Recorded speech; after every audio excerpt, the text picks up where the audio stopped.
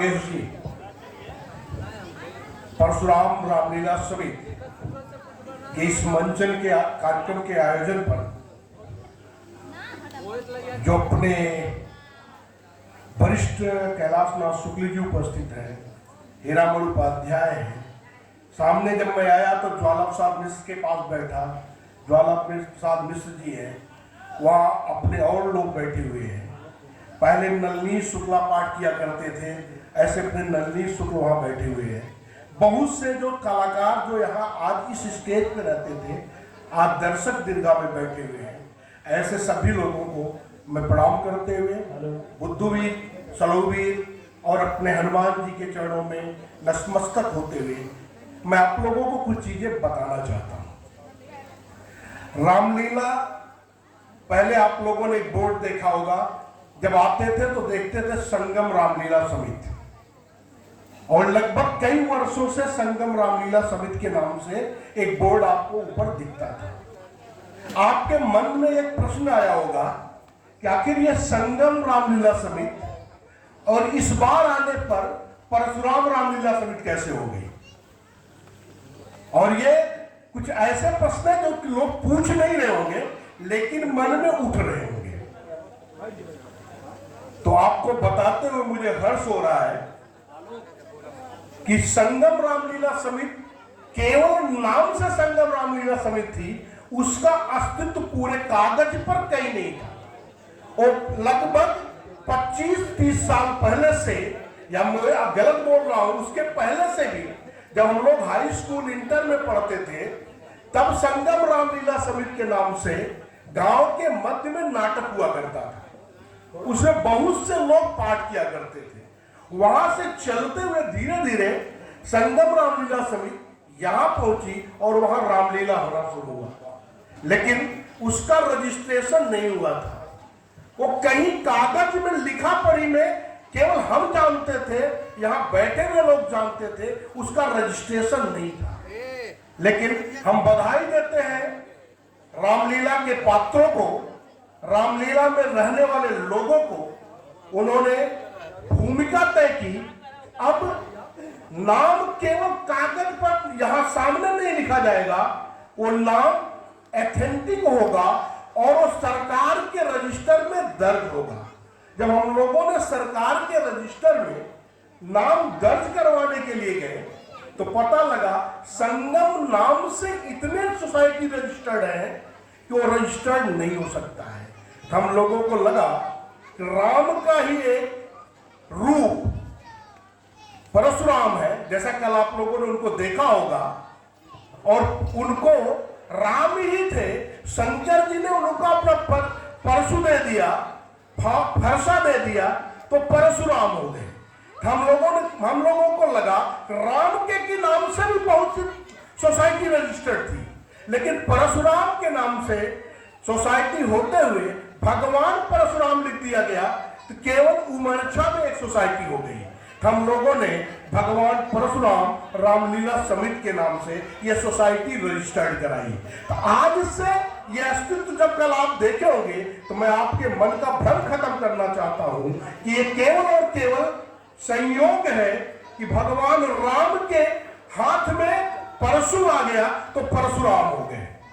मैं आप लोगों को रामलीला तो आप लोग देखते ही होंगे और देख रहे हैं, लेकिन मैं कुछ चीजें आपको बताना चाहता हूं। भगवान राम, अगर राम का नाम लिया जाता है तो केवल राम के नाम से भगवान नहीं होता है, राम के नाम से परिवार भी खड़ा हो जाता है। आप जब राम कहते हैं तो एक परिवार की रचना खड़ी होती है, जिसमें छोटा भाई होता है, जिसमें पिता होते हैं, जिसमें माता होती है, और एक ऐसा अगर हम माने, भगवान न माने, तो एक ऐसे व्यक्ति जिन्होंने सबका आदर किया। पूरे रामचरितमानस में आप देखेंगे तो रामचंद्र जी, भगवान राम अपनी मां की बात मानते हैं, अपने भाई की बात मानते हैं, अपने पिता की बात मानते हैं।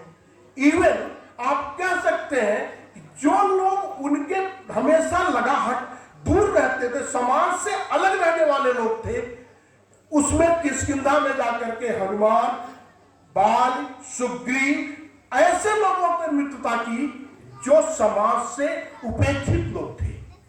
तो भगवान राम पूरी तरह से सामाजिक संरचना के परिवार को जोड़ने वाले थे। इसी तरह से माता सीता, केवल आप एक मत कहिए कि माता सीता केवल प्रतिव्रता थी। माता सीता का धैर्य देखिए, उन्होंने अपने कष्टों को सहते हुए बन गई और उन्होंने अपने मुंह से कभी आह तक नहीं निकाली। जितना भी कष्ट मिला वो लगातार कष्टों को सहा। और धैर्य देखिए, रावण उनको ले जाता है और उसके साथ उन्होंने दृढ़ता से संवाद किया। आज की जो सबसे बड़ी समस्या क्या है, हमारे घर की बहन बेटियां, हमारे परिवार के लोग संवाद करने में डरते हैं। उस समय सीता रावण जैसे दुश्मन से, जिसने अपहरण करके ले आया था, उससे उन्होंने संवाद किया। हमको कैकेयी का पात्र समझाता है कि जब सबसे प्रेम करने वाला व्यक्ति भी अगर उसके मन में लोभ आता है, अपने पुत्र के प्रति प्रेम आता है, तो जो सबसे प्रिय होता है, जिसको जानते हुए भी कि मेरा बेटा सबसे योग्य है, सबसे प्रिय है और सबसे ज्यादा जिसको मानती थी, उस कैकेयी के अंदर मोह और लोभ आया। उन्होंने राम जैसे पुत्र को वनवास जाने के लिए कर दिया और अपने भाई बेटे को राज तिलक करने के लिए अपने प्रिय भाई बेटे को वनवास देते हैं। रावण जैसा पात्र भी हमको शिक्षा देता है। रावण जैसा व्यक्ति, कह सकते हैं, उतना बड़ा विद्वान, उतना बड़ा जानकार। हम एक घटना पढ़ते हैं रामचरितमानस में, कहा गया है कि जब शंकर जी के जब सेतु बन गया तो वहां भगवान राम ने शंकर जी की स्थापना की रामेश्वरम में।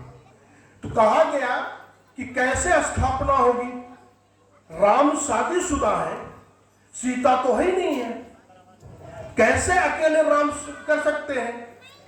तो विभीषण ने कहा कि अगर रावण सबसे बड़ा ज्ञानी आदमी है, उनको समझाया क्या कि अगर रावण को निमंत्रण दिया जाए और उससे कहा जाए कि आप भगवान राम के पुरोहित बनिए, और उसको अगर आप निमंत्रण देते हैं तो सारी समस्याएं स्वतः सॉल्व हो जाएंगी। रावण कितना बड़ा ज्ञानी था, जब उसको निमंत्रण जाता है, दुश्मन निमंत्रण देता है पूजा के लिए। इस पाठ को आपको जरूर सुनना चाहिए। दुश्मन निमंत्रण देता है राम की, शंकर जी की पूजा के लिए। रावण उसको एक्सेप्ट करता है, उसको एक्सेप्ट स्वीकार करता है और कहता है कि कोई भी व्यक्ति बिना अपने पत्नी के साथ पूजा नहीं कर सकता है।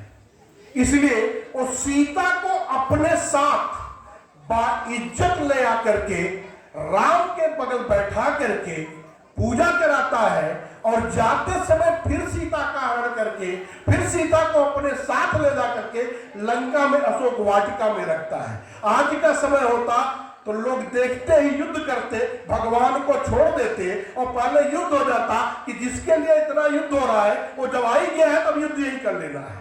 लेकिन नैतिकता जितना थी। लेकिन वही रावण, जब ज्ञानी रावण, जब उसके अंदर धैर्य, लालच और अहंकार जन्म ले लेता है, तो एक ही बार उसका अंत करता है। मुझे लग रहा है पीछे सीन तैयार है, कहने को बहुत कुछ है, लेकिन रामलीला समिति के सभी पात्रों को मैं बधाई देते हुए, सबके प्रति धन्यवाद ज्ञापित करते हुए मैं अपनी वाणी को विराम देता हूं। एक बार आप लोग मेरे साथ बोलेंगे, जय श्री राम, जय श्री राम, जय श्री राम। धन्यवाद।